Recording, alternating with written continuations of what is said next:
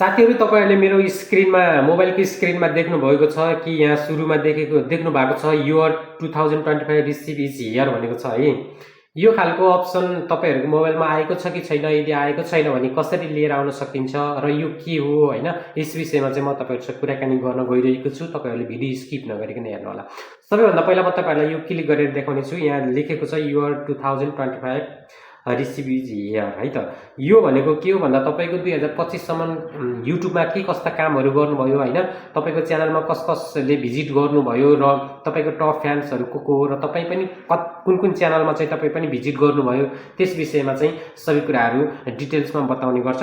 यहाँ तपाईले देख्न सक्नुहुन्छ मेरो स्क्रिनमा शो भइरहेको छ। यो तपाईहरुले पढ्न पनि सक्नुहुन्छ। यो टप इन्ट्रेस्टेड हैन लगायतका कुराकानीहरु यस क्यापमा चाहिँ तपाईहरुलाई दिएको हुन्छ र आगामी दिनमा आउने वर्षहरुमा तपाईले चाहिँ कसरी च्यानललाई ग्रो गर्ने त्यस विषयमा कुराकानी रहेको छ। यहाँ तपाईले देख्न सक्नुहुन्छ विभिन्न किसिमका कुराकानीहरु यहाँ आइरहेको छ। तपाईले हेर्न सक्नुहुन्छ। मैले यसलाई स्क्रोल गर्दै हेरिरहेको छु।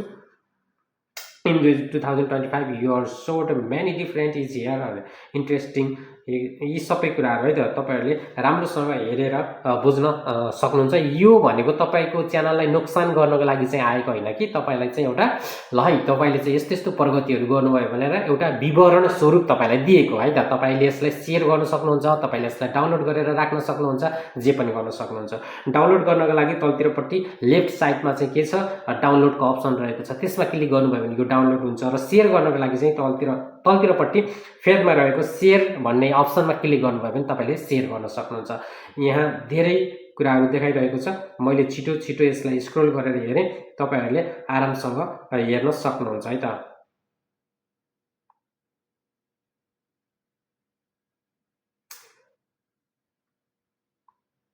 यो तरिकाले तपाईले हेर्नु होला है। यो तरिकाले तपाईले हेर्नु होला र तपाईलाई चाहिँ शेयर गर्न मन लाग्यो भने शेयर गर्नु होला, डाउनलोड गर्न मन लाग्यो भने डाउनलोड गर्नु होला। अनि साथीहरु यसलाई कसरी हेर्ने, तपाई पहिला यसलाई के गर्नुहुन्छ युट्युब खोल्नुहुन्छ हैन। युट्युब खोल्नुहुन्छ। युट्युब खोलेपछि यु भन्ने आफ्नो प्रोफाइल छ नि राइट साइडमा, प्रोफाइलमा क्लिक गर्नुहुन्छ अनि त्यसपछि तपाईले सुरुमा नै त्यसलाई देख्नुहुन्छ है।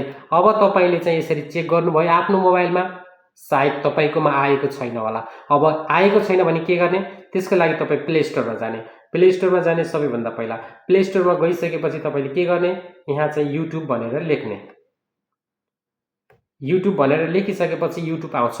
यसमा चाहिँ अपडेटको अप्सन आयो भने तपाईले अपडेट गर्नु होला।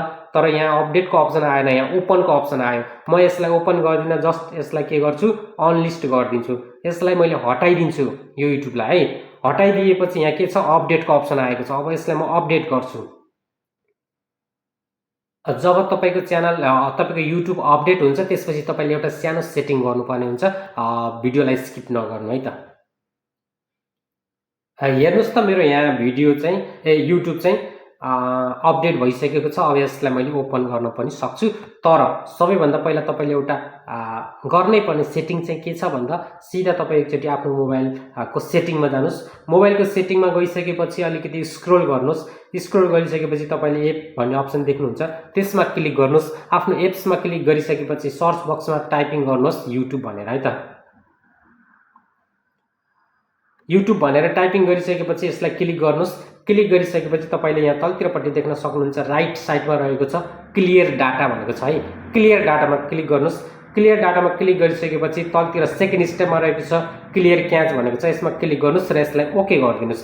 ओके गरिसकेपछि अब तपाईको चाहिँ सेटिङ पनि भइसक्यो। अब तपाई डाइरेक्ट आफ्नो युट्युबमा जानुस् र मैले भने जस्तै आफ्नो प्रोफाइलमा क्लिक गरेर आफ्नो रिसिभ क्याप प्राप्त गर्नुस्। यदि गर्दा पनि तपाईको चाहिँ त्यो रिसिभ क्याप त्यहाँ शो गरेन भने तपाई नआत्तिनुस्। तपाईलाई युट्युबले केही दिनमा अवश्य पठाउनेछ। Thank you so much. Video कस्तो लाग्यो, मन पर्यो भने लाइक र कमेन्ट, सब्स्क्राइब गर्न भने नबिर्सिनुहोस्।